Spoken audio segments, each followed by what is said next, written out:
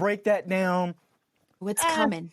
We'll do it closer to when it's about to end. Today, we're going to do Stranger Things Season 1 overall, not the recap. If you haven't seen that, go watch it. But before we do that, I got to get to this number because in Stranger Things Season 5, Episode 1, cool moment, background, there's a poster of Elle, Jane, and a phone number, right?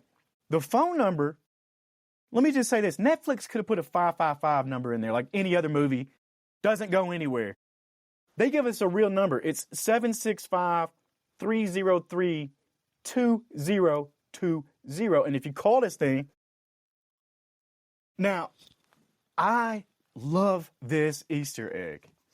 Seriously, because the amount of work that goes into that and the thought and all of that comes together to make a great experience for the viewer at home. Am I right? Like, that's cool to me. Yeah. And I think, does it mention Indiana? I remember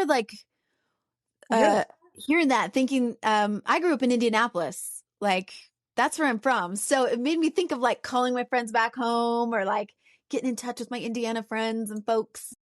That's what it made me think of. I was like, aw. 765 area code is an Indiana area code. Mm-hmm. So they even made sure they didn't use an LA number or something wherever Netflix is located, headquarters. They used an Indiana phone number to make this recording. And the recording sounds awful. Like it would in the 80s. In the 80s, yeah.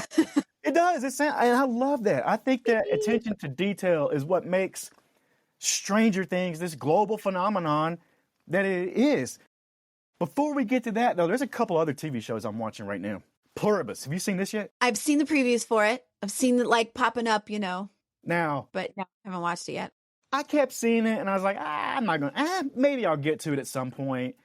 I don't know what I was thinking because when Vince Gilligan's name is on there, the guy that made Breaking Bad, you should turn it on.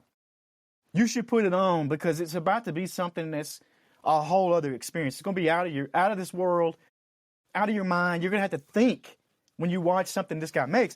Now, I got caught and I got hooked on Pluribus, and now I'm all caught up. I think there's 6 episodes deep. You haven't seen it yet, but I'm telling you right now, and anybody out there listening, we are going to talk about this show. And you're going to break this thing down.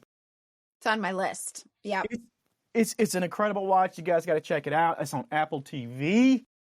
My other favorite show right now, I keep saying this is Stranger Things for adults. And I know that sounds crazy because if you watch Stranger Things, it'll shake you up, man. It'll get you scared a little bit, and it'll make your neck tingle or whatever Will Byers happens, Yeah, that Stranger Things for adults is Welcome to Derry.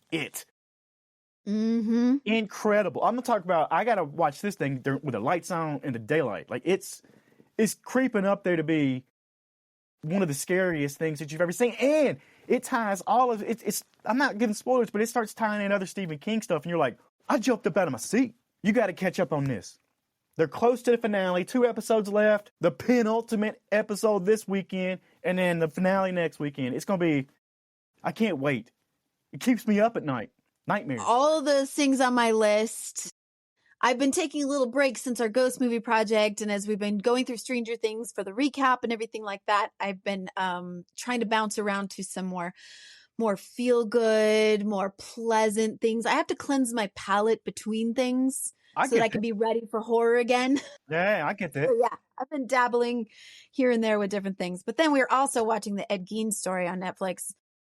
Monster series, and we watched the Jeffrey Dahmer one that they did, and I don't know what kind of morbid fascination we have with people that are actual monsters that existed, real life people who existed that did such horrible things. Yeah, but there's this like morbid fascination with what makes people do the things like that. So that's what's been on my list lately. It always intrigued me. I did a lot of papers in college on serial killers and this and that. And I think it was just it wasn't like I was giving them fame. It was more like I wanted to know what was going on inside their head. So it was that kind of, it's wild. It's really bizarre how they're wired differently than most.